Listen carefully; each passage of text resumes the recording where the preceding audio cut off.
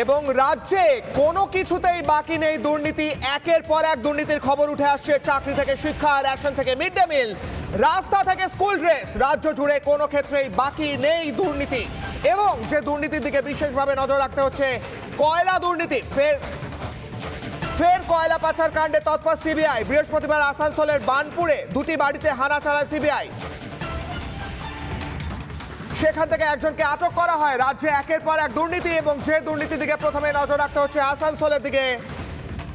আসানসোলের বার্নপুরে দুটি বাড়িতে হানা চালায় সিবিআই। সেখান থেকে একজনকে আটক করা হয় আজ। বীরভূমের এক ব্যক্তিকে তার পুরুলিয়ার নিতুরিয়ার বাড়ির চাবি নিয়ে সিবিআই এর অস্থায়ী ক্যাম্পে শীতলপুরে দেখা করার নোটিশ দিয়েছে সিবিআই।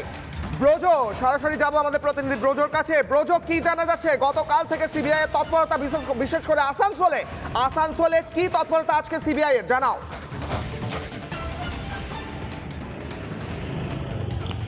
দেখো, একেবারে কয়লা পাচার কাণ্ডের যে মামলা, সেই মামলা কিন্তু সিবিআইয়ের হাতে রয়েছে এবং এ নিয়ে কিন্তু আমরা দেখেছি যে বড় বড় মাথাদের কিন্তু ধরা পড়েছে এবং বিভিন্ন যোগ, বড় ব্যবসায়ীদের যোগ এই কয়লা পাচারে। এবং আবারও বলা যায় যে আবারও নতুন করে যে সিবিআই সেই তৎপরতা কিন্তু দেখা যাচ্ছে আসানসোলে। ইতিমধ্যেই গতকাল বার্নপুরে দুটি বাড়িতে সিবিআই তাদের অভিযান চালিয়েছে এবং সেই সময়ই অর্থাৎ কালকেই একজনকে আটক করা হয়েছিল।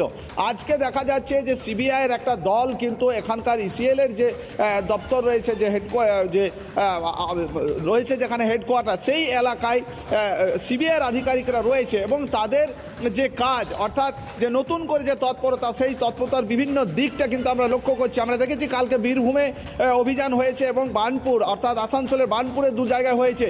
ইতিমধ্যেই বীরভূমের একজনকে নোটিশ পাঠানো হয়েছে যে তার পুরুলিয়ার নিতুরিয়ায় যে বাড়ি রয়েছে, সেই বাড়ির চাবি নিয়ে যাতে শীতলপুর যে গেস্ট হাউস, অর্থাৎ ইসিএলের যে শীতলপুর গেস্ট হাউস, যেখানে অস্থায়ী শিবির এই মুহূর্তে রয়েছে সিবিআইয়ের, সেখানে দেখা করার জন্য বলা হয়েছে, নোটিশ দেওয়া হয়েছে।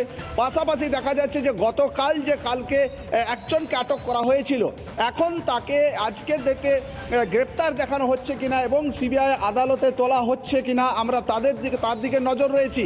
এই মুহূর্তে আমরা সিবিআই আদালতে রয়েছি। তবে প্রাথমিকভাবে যেটা জানা যাচ্ছে যে সিবিআইয়ের পক্ষ থেকে দুজনকে কিন্তু আজ সিবিআই আদালতে পেশ করানো হতে পারে, কারণ গতকাল যে অভিযান চলেছে সেই অভিযান থেকে আমরা আসানসোলের একজনের আটকের কথা জানতে পেরেছি এবং আরও যারা আটক হয়েছে তাদেরকে গ্রেপ্তার দেখিয়ে আজকে আসানসোল সিবিআই আদালতে পেশ করা হচ্ছে কিনা তার দিকে নজর রয়েছে। একেবারে নজর রয়েছে আজকে আসানসোলে সিবিআই আদালতে পেশ করা হচ্ছে কিনা, যে দুজনকে আটক করা হয়েছিল তাদেরকে, সেই নিয়ে একদিকে নজর থাকছে। অন্যদিকে আসানসোলে বারবার কয়লা কাণ্ডে সিবিআই তৎপরতা, সেদিকেও নজর থাকছে। ধন্যবাদ ব্রজ।